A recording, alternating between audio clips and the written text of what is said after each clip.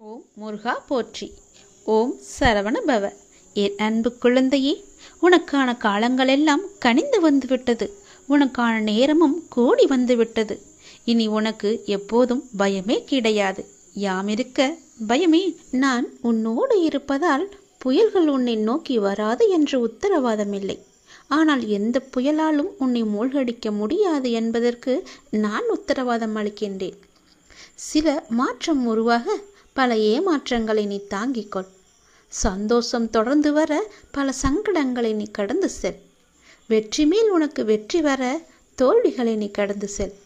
காலங்கள் கனிந்து வரும் நேரம் வரை நீ பொறுமையாக காத்திருக்க வேண்டும். நான் சொல்வது புரிகிறதா? ஞானத்தை தேடி நீ எங்கும் அலைய வேண்டாம். இது உயர்ந்தது, இது தாழ்ந்தது என்று எந்த கணம் நீங்கள் பிரித்து பார்க்கின்றீர்களோ அந்த கணமே ஞானோயத்துக்கான கதவு முற்றிலும் மூடப்பட்டு விடுகிறது. புனிதம் என்றும் அசிங்கம் என்றும் பாகுபாடும் எதையும் காட்டாதவர்கள்தான் மேன்மையான நிலைக்கு போகின்றார்கள். ஒரு சாது கடை தெரு வழியே நடந்து கொண்டிருந்தார். இறைச்சி விற்கும் கடையில் நின்றிருந்த ஒரு வாடிக்கையாளரின் குரல் சாதுவின் காதில் விழுந்தது. பன்றி இறைச்சி வேண்டும், இருப்பதிலேயே எது முதன்மையான பகுதியோ அங்கே இருந்து வெட்டிக்கொடு என்று கேட்டார். கடைக்காரன் குரல் சொன்னது, அந்த இறைச்சியில் முதன்மையான பகுதி என்று எதுவும் இல்லை. இதை கேட்டதும் சாது ஞானம் அடைந்தார். ஞானம் அடைவதற்கு 2 வழிகள் இருக்கின்றன. ஒன்று, எல்லாமே புனிதம் என்று பார்ப்பது. இரண்டாவதோ எல்லாமே அசிங்கம் என்று பார்ப்பது. இரண்டிலும் பாரபட்சமற்ற தன்மை இருக்கிறது. அதை தெரிந்து கொள். இது உயர்ந்தது, இது தாழ்ந்தது என்று எந்த கணம் நீங்கள் பிரித்து பார்க்கின்றீர்களோ அந்த கணமே ஞானோதயத்துக்கான கதவு முற்றிலும் மூடப்படும் என்பதை நீ உணர்ந்து கொள். பன்றி இறைச்சியில் இந்த பகுதி ருசியாக இருக்கும், இதில் எவ்வளவு ருசி இருக்காது என்று இறைச்சி விற்பவன் பாகுபாடு பார்க்க தயாராக இல்லை. இதை கவனிக்கும் சாதுவுக்கு இந்த பிரபஞ்சத்தில் மேன்மையற்ற அம்சம் என்று எதுவும் இல்லை என்பது சடார் என்று உரைக்கின்றது. பகுதி பகுதியாக பிரிவினை செய்து ஒரு பகுதியை கொண்டாடி கொண்டும் மற்றதை அவதூறு சொல்லிக்கொண்டும் உலகத்தை பார்ப்பதை விடுத்து எல்லாவற்றையும் ஒருமித்த ஒன்றாகவே பார்க்க தொடங்குங்கள். நிச்சயம் ஞானோதயத்துக்கான வழி என்பது உனக்கு விளங்கும். அதற்கான கதவு உனக்காக திறக்கப்படும். நான் சொல்வதை ஏற்க மனம் இருந்தால் அதை ஏற்றுக்கொள். இன்பம் துன்பம் என்பது எல்லோருக்கும் வரத்தான் செய்யும். அதை நீ சமமாக ஏற்று வாழ பழகிக்கொண்டால் உன்னுடைய வாழ்க்கை சமமாக இருக்கும். எந்த மேடுபடமும் இல்லாமல் சந்தோஷமாகவே நீ போய்கொண்டே இருக்கலாம். எந்த பெரிய புயலும் உன்னை எதுவும் செய்யாது. எவ்வளவு பெரிய ஆபத்து வந்தாலும் அதிலிருந்து நீ சீக்கிரமாகவே மீண்டு வந்து விடலாம். அதனால் நான் இதற்கு உத்தரவாதம் தருகிறேன். நீ எதையும் மேலாகவும் கீழாகவும் வைத்து பார்க்காதே. எல்லாம் சரிசமமாக எண்ணிப்பார். உனக்கு நடப்பது நன்மையாகவே நடக்கும். சில மாற்றங்கள் உனக்கு தேவை என்று எதிர்பார்த்து காத்திருக்கின்றாய். அதற்கு நீ பல ஏமாற்றங்களை நீ சந்தித்தும் வந்திருக்கின்றாய் அல்லவா? சந்தோஷம் உனக்கு தொடர்ந்து வர வேண்டுமென்றால் உனக்கு வந்த சங்கடங்களை எல்லாம் நீ கடந்து அதன் வழியே நீ வா. வெற்றி மேல் உனக்கு வெற்றி வர வேண்டுமென்றால் பல தோல்விகளை நீ கடந்திருப்பாய் அல்லவா? அது போலவே இதையும் நீ கடந்து வா. காலங்கள் கனிந்து விட்டது, அதுக்கான நேரமும் வந்துவிட்டது. பொறுமையாக இருந்ததற்கான நல்ல பலனை நீ பெறப் போகின்றாய். சந்தோஷமாகவே அதை நீ அனுபவிக்கப் போகின்றாய். நல்லதே நடக்கும் உனக்கு. எனது மொழிகளுக்கு கீழ்ப்படிந்து நடப்பவன் நல்லவனோ கெட்டவனாக இருப்பினும் நாளடைவில் அவன் உயரிய தன்மையை பெற வைப்பது என்னுடைய கடமையாகிறது. அவனுக்கும் எனக்கும் இடையே பேதம் என்பது எதுவும் இல்லை. இப்போது அவன் பொறுப்பு முழுவதும் என்னிடமே உள்ளது. நம்பிக்கையுடன் என்னை பின்பற்றி நீ தொடர்ந்து வா. நான் உன்னிடம் பல முறை கூறிவிட்டேன், உனக்கு எது நன்மை அளிக்குமோ அவற்றை மட்டுமே நான் உனக்கு அளிப்பேன் என்று. அதை விடுத்து நான் கேட்பதை நீ ஏன் எனக்கு அளிக்கவில்லை என்று என்னிடமே நீ கோபித்துக் கொள்கிறாய். நீ கேட்பது உனக்கு நன்மை அளிக்குமா தீமையை அளிக்குமா என்று நான் ஆராய்ந்து பார்த்துதானே நான் உனக்கு அளிக்க வேண்டும். அதற்குள்ளே நீ பொறுமை இழந்தால் நான் என்ன செய்வது? உன் மீது நான் கோபப்படுவதா அல்லது பரிதாபப்படுவதா, பாவம் என்று நினைப்பதா? உன்னுடைய அறியாமையை நினைத்து நான் எப்படி எடுத்துக்கொள்வது என்று எனக்கே தெரியவில்லை. நான் கோபம் காப்பித்தால் உனக்கு என்ன ஆகும்? சற்று யோசித்துப்பார். நானே எல்லாமே இருந்து உன்னை பாதுகாத்து வந்து கொண்டிருக்கின்றேன். உன்னை கேட்டதை நான் கொடுப்பது ஒரு நொடி போதும் எனக்கு. ஆனால் கொடுக்காமல் கொஞ்சம் நேரம் காலம் தாழ்த்தி நாட்கள் தாழ்த்தி கொடுப்பது எதற்காக என்று யோசித்து பார்த்தாயா? ஒரு அப்பா தன்னுடைய பிள்ளைக்கு நல்லதுதான் நினைப்பேன். அப்படி இருக்கும்போது நீ ஏன் இப்படி அவசரப்படுகிறாய்? நீ கேட்பது உனக்கு நன்மை அளிக்கும் என்றால் அதை நான் உனக்கு உடனே தருவேன். அதில் தீமை இருந்தால் அந்த தீமையை எப்படி அகற்றுவது என்று பார்த்து அதற்கான ஏற்பாடுகள் செய்வேன். அது உனக்கு கிடைக்கக்கூடாது என்று நினைத்தால் அதை நான் உனக்கு தரவே மாட்டேன். அதனால் நீ அவசரப்படாதே. நானே உன் தாய், நானே உன்னுடைய தந்தை. உனக்கு நன்மையை மட்டுமே கொடுப்பவன் நான். அதற்கு சற்று காலமானாலும் நம்பிக்கையுடன் காத்திரு. அவசரப்படாதே. எல்லாம் உன்னுடைய நன்மைக்காகத்தான் உன்னுடைய அப்பா நான் சொல்கிறேன். நான் சொல்வது எல்லாமே உன்னுடைய நன்மைக்காக மட்டுமே. அதை நீ அறிந்து கொள். உன்னை காக்கவே நான் இருக்கின்றேன். காரணமில்லாமல் எதுவும் நடக்காது. எல்லா நிகழ்வுகளுக்கும் பின்னாலும் ஏதோ ஒரு காரணம் இருக்கின்றது. சாதாரண மனிதர்களாகிய நமக்கு அந்த காரணம் என்ன என்று அறிவதில்லை.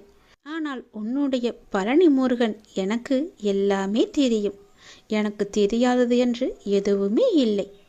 ஆனால் நான் உனக்கு எல்லாவற்றையும் தர மறுப்பதற்கு காரணம் அதில் உனக்கு ஏதோ ஒரு தீமை இருக்கிறது என்பதனால். நான் எல்லாவற்றையும் பார்த்து கொண்டுதான் இருக்கின்றேன். எனக்கு எல்லோருடைய பாவ கணக்கும் எது என்ன என்று எனக்கு தெரியும். என்னுடைய பக்தனின் கர்ம வினைகள் முற்றினையும் அளிப்பது என்னுடைய பொறுப்பு. நீ எப்போது என் ஆலயத்தில் படியெடுத்து காலெடுத்து வைத்தாயோ அந்த நொடி முதலே உன்னுடைய கர்மாக்களை குறைக்க நான் புறப்பட்டு விட்டேன். எல்லாவற்றையும் தெரிந்து கொண்டு நான் உனக்கு எது தேவையோ அதை மட்டுமே நான் அளிக்கப் போகின்றேன். கலங்காமல் இரு. உனக்கு வேண்டும் என்று நீ அடம்பிடிக்காதே. என் மீது கோபமும் படாதே. எனக்கு தெரியும் எதை எப்போது தர வேண்டும் என்று. நானே பார்த்து கொள்கிறேன். உனக்கு தேவையான பக்தியையும் சக்தியையும் நான் உனக்கு அளிக்கின்றேன். உன் கர்ம வினையின் பலனை பக்தனுக்கு தக்கவாறு அவன் தாங்கும் அளவை தெரிந்து நான் உனக்கு அளிக்கின்றேன். உன் கர்ம வினையின் தாக்கம் உனக்கு ஏற்படாதவாறு நான் பார்த்து கொள்கிறேன். உனக்குள்ள கஷ்டங்கள் எல்லாவற்றையும் நான் வாங்கி கொண்டு உனக்கு இன்பமான நாட்களை மட்டுமே நான் உனக்கு பரிசளிக்கப் போகின்றேன். இப்போதே என்னை ஓம் சரவண பவ என்று கூப்பிட்டு நான் உனக்கு காட்சி தருகிறேன். எல்லோருடைய வாழ்விலும் மாற்றங்கள் வருகின்றன. சிலருக்கு கொஞ்சம் தாமதமாய் இருக்கலாம். இப்போது உன் வாழ்விலும் நீ எதிர்பார்த்த மாற்றம் வரப்போகிறது. உன்னுடைய பல வேண்டுதலில் உன்னுடைய முதன்மையான வேண்டுதல் விரைவில் நடக்கப் போகிறது. அதற்கு நீ செய்ய வேண்டியது எல்லாம் அந்த விஷயத்தை குறித்து நேர்மறை எண்ணங்களை மனதில் எழுப்ப வேண்டும். அது நடக்கும் என்று நீ நம்ப வேண்டும். உனக்கு அந்த வேண்டிய ஒன்று நிச்சயமாகவே கைகளில் கிடைக்கும். கோவிலில் சாமி முன் இந்த முறைப்படி நீ பிரார்த்தனை செய்து வந்தால் நிச்சயம் நீ நினைத்தது நடக்கும். நமக்கு எப்பொழுது எந்த பிரச்சனை எந்த ரூபத்தில் வந்தாலும் நாம் அந்த பிரச்சனைகளை முடிக்கவும் அதிலிருந்து முழுமையாக விடுபட்டு வெளியே வருவதற்கும் நாம் செய்யும் முதல் காரியம் தெய்வத்திடம் சரணடைந்து பிரார்த்தனை செய்து நம் குறைகளை கூறி வேண்டிய வரங்களை பெற்றுக்கொள்வோம். அது மட்டுமில்லாமல் நமது வாழ்க்கையில் செய்யும் சில சிறிய தவறுகளுக்கும் தெய்வத்திடம் சென்று அதற்கான பரிகாரங்களையும் செய்து புண்ணியத்தை தேடிக்கொள்வோம். ஆனால் கோவிலில் சாமியிடம் வேண்டுவதாக இருந்தாலும் பரிகாரம் செய்வதாக இருந்தாலும் அதற்கு ஒரு முறை இருக்கிறது. அந்த முறைப்படிதான் நாம் இறைவனிடம் வேண்ட வேண்டும். அப்படி வேண்டினால் கண்டிப்பாகவே அது நிறைவேற்றப்படும். அந்த முறைப்படி பரிகாரம் செய்தாலும் தெய்வம் அதை முழுமையாக ஏற்றுக்கொள்ளும். நாம் நம்பிக்கையுடன் செய்ய வேண்டும். அதனால் இன்று கோவிலில் தெய்வத்தின் முன் எப்படி பிரார்த்தனை செய்வது, எப்படி வேண்டுவது பற்றி தான் நாம் இப்போது சொல்ல போகிறோம். கோவிலுக்கு சென்றால் தெய்வத்தின் முன் மண்டியிட்டு வேண்டு என்று நிறைய பேர் சொல்லி நாம் கேள்விப்பட்டிருப்போம். ஆனால் நம்மில் எத்தனை பேர் இந்த முறையில் தெய்வம் முன் மண்டியிட்டு வேண்டியுள்ளனர் என்பது நமக்கு தெரியாது. ஆனால் அடுத்த முறை நீங்கள் கோலதெய்வ கோயிலுக்கு சென்றாலும் அல்லது வேறு ஏதாவது உங்களுக்கு பிடித்த தெய்வத்துடைய கோவிலுக்கு சென்று வேண்டினாலும் தெய்வத்தின் முன் முட்டி போட்டு உங்கள் பிரார்த்தனையை வையுங்கள். நீங்கள் தெய்வத்தின் சன்னிதானத்திற்கு முன்பு மண்டி போட்டு உங்கள் இரு கைகளையும் ஏந்தி உங்களுடைய பிரச்சனையை குறைகளை கடவுளிடம் சொல்லி வேண்டிய வரங்களை நீங்கள் பெற்றுக்கொள்ளுங்கள். இப்படி நீங்கள் முட்டி போட்டு வேண்டினால் தெய்வம் நாம் கேட்டதை உடனே கொடுக்கும் என சொல்லப்படுகிறது. இப்படி நீங்கள் எந்த தெய்வத்தின் கோவிலுக்கு சென்றாலும் முழங்கால் போட்டு மண்டியிட்டு உங்களின் இரு கைகளையும் ஏந்தி வேண்ட வேண்டும். உங்களுடைய வேண்டுதலை சீக்கிரமாகவே ஏற்றுக்கொள்வார். அதே நேரம் அந்த வேண்டுதல் சீக்கிரம் தெய்வத்தால் நிறைவேற்றியும் தரப்படும் என்பது காலம் காலமாக மக்களிடம் உள்ள நம்பிக்கை. அந்த நம்பிக்கை உங்களுக்குள்ளே இருக்க வேண்டும். நீங்கள் நிறைய கோவில்களில் சில தெய்வத்திற்கு வேண்டுதல் வைத்து முழங்கால் மண்டியிட்டு கோவிலை சுற்றி வலம் வருவார்கள். கோவில் படியேறி தங்களுடைய நேர்த்திக்கடனை செலுத்துவார்கள். இப்படியெல்லாம் கூட தெய்வத்திற்கு பிரார்த்தனை செய்யலாம் என்று நம்முடைய சாஸ்திரங்களே கூறுகிறது. இருந்தாலும் உங்களுடைய உடம்பை பிரார்த்தனை செய்கிறேன் என்ற பெயரில் வருத்தி கொண்டு நீங்கள் முழங்காலிட்டு கோவிலை சுற்றியோ அல்லது கோவில் படிக்கட்டிலோ நடக்க வேண்டும் என்ற அவசியம் கிடையாது. உங்களை உடலை வருத்தி தான் நம்மை செய்ய வேண்டும் என்று யாரும் சொல்லவில்லை. எந்த கடவுளும் நிர்பந்திக்கவில்லை.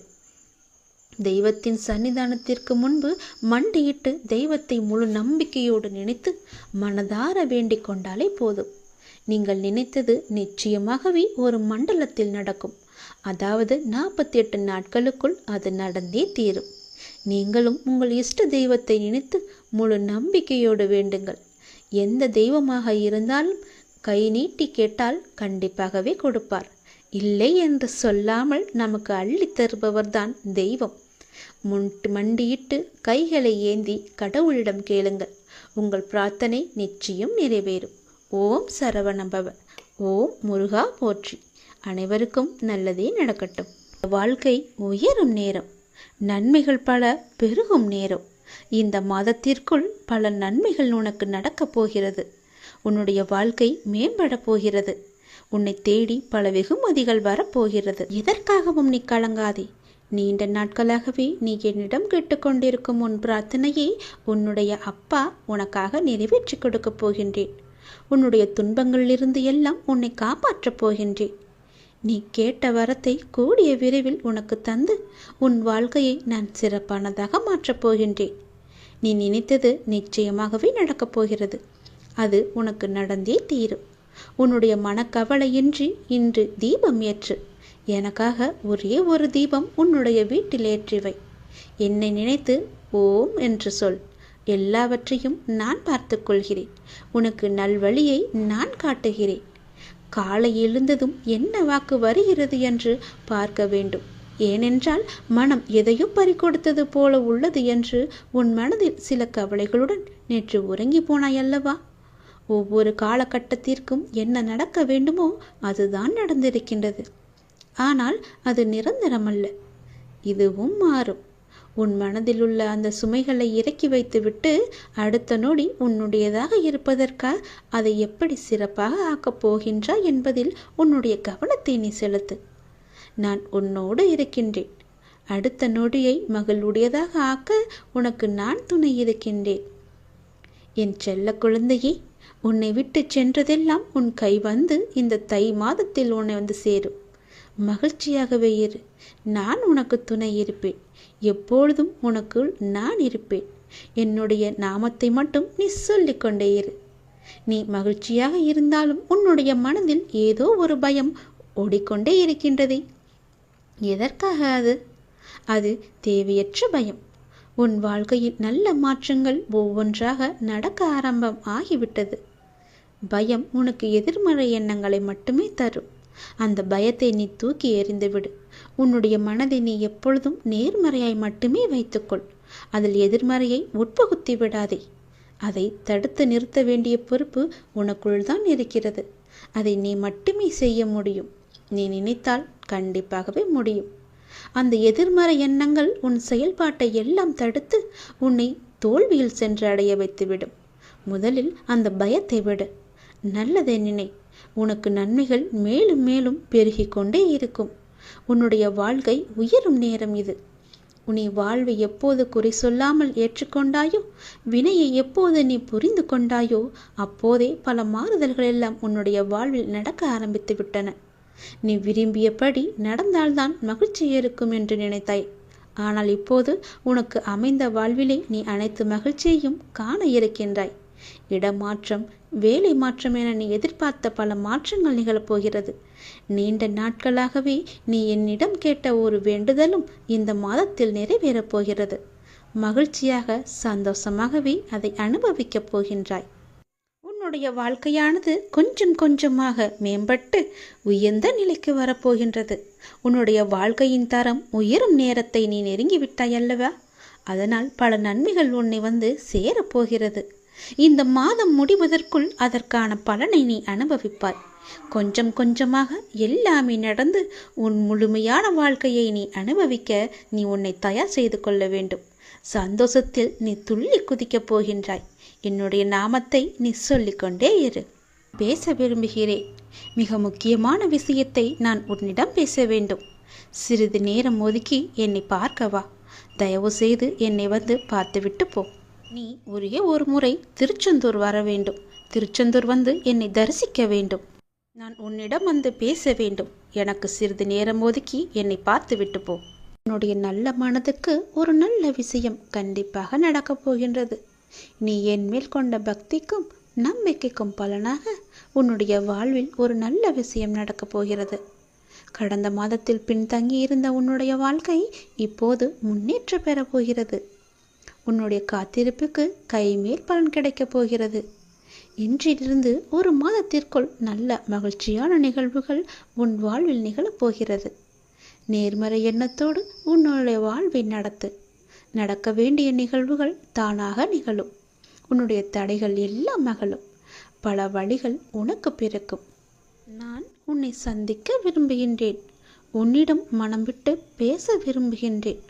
ஒவ்வொரு முறையும் நான் உன்னிடம் வருகின்றேன். நீதான் என்னை கண்டு கொள்ளாமல் அலட்சியம் செய்கிறாய். ஆனால் இந்த முறை நீ என்னிடம் வர வேண்டுமென்று நான் விரும்புகிறேன். தயவு செய்து நீ என்னை வந்து பார்த்துவிட்டு போ. என்னை சந்திக்க சிறிது நேரம் ஒதுக்கு. எவ்வளவு சீக்கிரம் வருகிறாயோ அவ்வளவு சீக்கிரம் நீ என்னை வந்து பார்த்துவிட்டு போ. இதுவரை தேய்பிறையாய் இருந்த உன்னுடைய வாழ்க்கை இனி வளர்ப்பிறையாய் ஏற்றம் பெறப்போகிறது. அடிமேல் அடியாய் இருந்த துன்பங்கள் எல்லாம் மாறி எடுத்து வைக்கும் ஒவ்வொரு அடியும் மகிழ்ச்சியான ஒன்றிற்கு நிச்சயம் வழிகாட்டப் போகிறது.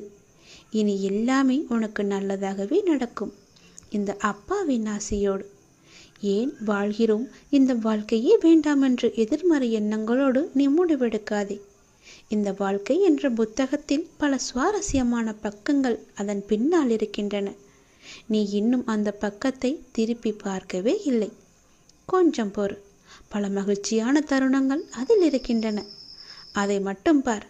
அந்த மகிழ்ச்சியான தருணங்கள் உனக்காக காத்திருக்கும் போது நீ அதற்காக காத்திருக்க வேண்டாமா? கொஞ்சம் பொறுமை கொள். உனக்கு பின்னால் நடக்க இருப்பது எல்லாமே நன்மையாக இருக்கும். இப்போது நடக்கும் விஷயத்தை வைத்து உன்னை நீயே வெறுத்து கொள்ளாதே. உனக்கு எதை எப்போது எங்கு தர வேண்டுமோ அதை அப்போது நானே உன்னிடம் கொண்டு வந்து சேர்ப்பேன். உனக்கு கிடைக்காமல் போன ஒன்றுக்காக நீ வருத்தப்பட்டு கொண்டிருக்கின்றாய் அல்லவா? கவலையே படாதே. உன்னுடைய அப்பா நான் இருக்கும்போது அது நிச்சயம் உன் கையில் விரைவில் கொண்டு வந்து சேர்ப்பது என்னுடைய கடமை அல்லவா? நான் நிறைவேற்றி தருகிறேன். எல்லாம் வல்ல இறைவன் எனக்கு தெரியாததா உனக்கு தெரிய போகிறது? நீ எதிர்பார்த்த ஒன்று உன் கையில் கிடைக்கும். சந்தோஷமாக இரு. மகிழ்ச்சியான தருணங்கள் அதில் நிறையவே இருக்கும். அனுபவி சந்தோஷமாக. உன்னுடைய நேரத்தை நான் நல்ல நேரமாக மாற்றி காமிக்கின்றேன். ஓம் சரவண பவ என்ற மந்திரத்தை நீ ஜபித்து கொண்டே இரு. நான் சொன்னது போலவே ஒரே ஒரு முறையாவது திருச்செந்தூர் வா. அதற்கான ஏற்பாடுகளையெல்லாம் நீ செய்யத் தொடங்கு. நானே அதுக்கு சாதகமான பதிலை நான் உனக்கு எல்லோரிடமும் வாங்கி தருகிறேன். ஒரே ஒரு முறை நீ வந்துவிட்டு போ. உன்னிடம் மிக முக்கியமான விஷயங்களை பேச வேண்டும். எனக்காக சிறிது நேரம் ஒதுக்க மாட்டாயா? கண்டிப்பாக ஒதுப்பி நீ வருவாய் என்று எனக்கு நம்பிக்கை இருக்கிறது. வா, நான் உனக்காக காத்திருக்கிறேன். உன்னுடைய முருகன் உனக்காக காத்திருக்கிறேன். ஓம் சரவணபவ, ஓம் சரவணபவ, ஓம் சரவணபவ என்ற மந்திரம் உனக்குள்ளே எப்போதும் இருக்கட்டும். அதையே கடந்த ஒரு வருடமாக இருந்த உன்னுடைய மனப்போராட்டத்திற்கு முடிவு கிடைக்கும் நேரம் இது. நீ போகும் பாதையே சரியான பாதை. அதிலிருந்து நீ நகர்ந்து விடாதே. இந்த வழியிலேயே நீ போ. உனக்கு முன்னால் நான் சென்று கொண்டிருக்கிறேன் என்பதை மறவாமல் அதன் வழியே வா. நிச்சயம் நடக்கும். நன்மைகள் பல. நல்லதொரு மாற்றம் நிரந்தரமாக உன்னுடைய வாழ்வில் இன்னும் சரியாக 3 மாதத்தில் வரப்போகிறது. அந்த நல்லதொரு மாற்றம் நீ எதிர்பார்த்ததை விட பல மடங்கு உனக்கு சந்தோஷத்தை அள்ளி தரப்போகிறது. அல்ல அல்ல குறையாத சந்தோஷம். அதை நீ அனுபவிக்கப் போகின்றாய். இது உன்னுடைய வாக்கு அல்ல, இது என்னுடைய சத்திய வாக்கு. உறவுகளில் உள்ள நிலையாமையை நீ புரிந்து கொண்டாய். உலக உண்மைகளை கொஞ்சம் கொஞ்சமாக நீ புரிந்து கொண்டாய். அடங்காத மனத்தினை என் நாமத்தால் அடங்க வைத்து நீ இப்போது பயின்று வந்து கொண்டிருக்கின்றாய். எப்போதும் நேர்மறையாக சிந்திக்க நீ பழகி கொண்டாய். இனி என்ன, ஏன் கவலை?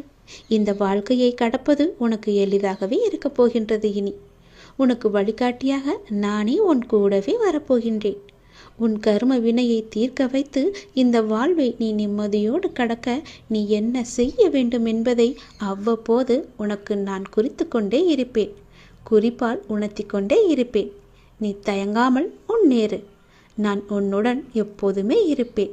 உனக்கு எல்லாவற்றையும் புரிய வைத்து உன்னுடைய வாழ்க்கையை செம்மையாக மாற்றி காமிக்கின்றேன்.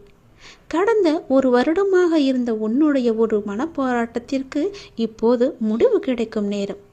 உன் மனம் 1 வருடமாக பட்ட பாடு எனக்கு தெரியாதா? எத்தனை அல்லல்கள் பட்டிருக்கிறது, எத்தனை துன்பங்களை சந்தித்திருக்கிறது, எத்தனை கஷ்டங்களை அது அனுபவித்திருக்கிறது. எல்லோற்றுக்கும் ஒரு முடிவு கட்டப் போகின்றேன். உன்னுடைய பொறுமைக்கு பலன் கிடைக்கும் நேரம் இது. நீ இதுவரை கடந்து வந்த பாதையில் நீ பட்ட கஷ்டங்களுக்கு ஒரு முடிவு காணப்பாய். யார் உன்னை கைவிட்டாலும் உன் நம்பிக்கை உன்னை கைவிடாமல் உன்னை இவ்வளவு தூரம் அழைத்து வந்திருக்கின்றது. நான் நம்பும் என்னுடைய அப்பா என்னை காப்பாற்றுவார் என்ற நம்பிக்கை உனக்குள்ளே ஆழமாக பதிந்திருக்கிறது. அதுவே உன்னை இத்தனை தூரம் பாதுகாப்பாக அழைத்து வந்திருக்கிறது தெரியுமா?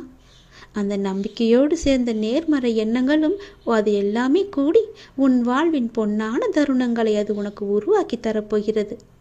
மகிழ்ச்சியாகவே இரு. உன்னுடைய வாழ்க்கை சரியான திசையில் நகர ஆரம்பித்திருக்கிறது. அது சரியான வழியில்தான் போய்கொண்டிருக்கிறது.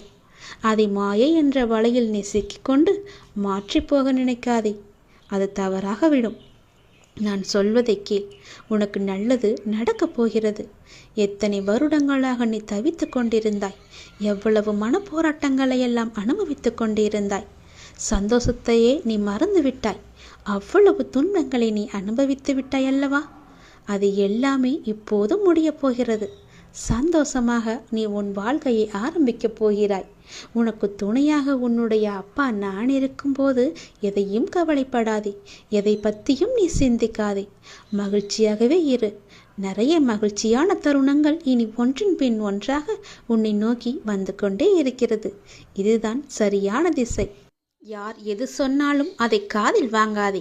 அங்கு உன்னை பயமுடுத்துபவர்கள்தான் நிறைய பேர் இருப்பார்கள். அவற்றையெல்லாம் நீ காதில் வாங்காமல் நீ போகும் பாதையே சரியான பாதை என்று நகர்ந்து போய்கொண்டே இரு. இதற்காகவும் நீ அதிலிருந்து பின்வாங்கக்கூடாது. இது அப்பன் முருகன் மீது சத்தியம். என் மீது சத்தியம் செய்திருக்கிறாய். அதிலிருந்து நீ பின்வாங்க கூடவே கூடாது. உன்னுடைய வாழ்க்கையில் உன் கஷ்டங்கள் எல்லாம் மாறி நன்றாக வாழ வேண்டும், பெரிய மாற்றம் வேண்டும் என்று கேட்டாய் அல்லவா? நான் சொல்வதை கேள். உன் வாழ்க்கைக்கான பெரிய மாற்றம் வந்து கொண்டிருக்கின்றது.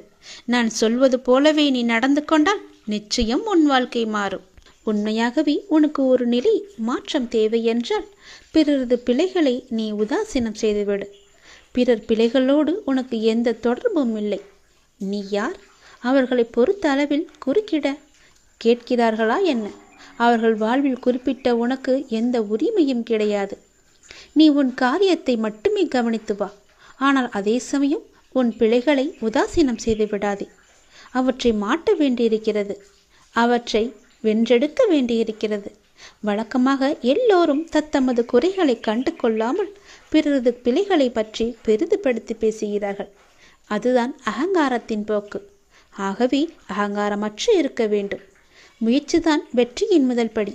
அதை அடைய எத்தனை முறை தோற்றாலும் முயற்சியை மட்டும் விட்டுவிடாதே. எண்ணத்தில் தூய்மையும் சொல்லில் இனிமையும் செயலில் நேர்மையும் கொண்டு வாழ்க்கை வாழ்ந்து வந்தால், நாம் எளிமையான வாழ்க்கையை வாழ்ந்து வந்தால் நிச்சயம் நம்முடைய வாழ்வில் நல்ல மாற்றங்கள் ஏற்படும். உனது எண்ணங்கள் அனைத்தும் தவறாக நடக்கின்றது, என்ன செய்வது என்று யோசிக்காதே. அனைத்தும் மாறும்.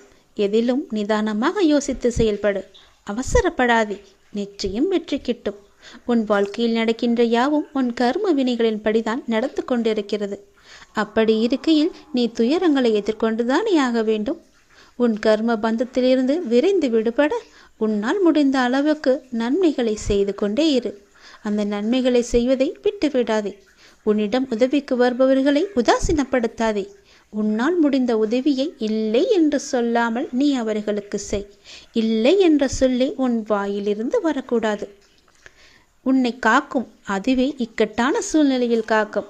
உன்னுடைய தர்மமே உன்னை காக்கும், உன்னை சூழ்ந்து நிற்கும். வாழ்க்கையில் இன்பமும் துன்பமும் அவரவர் கையாளும் வகையில்தான் இருக்கின்றது. மற்றவர்கள் எல்லாம் நிம்மதியாக சந்தோஷத்துடன் வாழ்கின்றார்கள். நமக்கு மட்டும்தான் துயரம் இருக்கிறது என்று நீ புலம்பிக் கொண்டிருக்கிறாய். அது முற்றிலும் தவறு.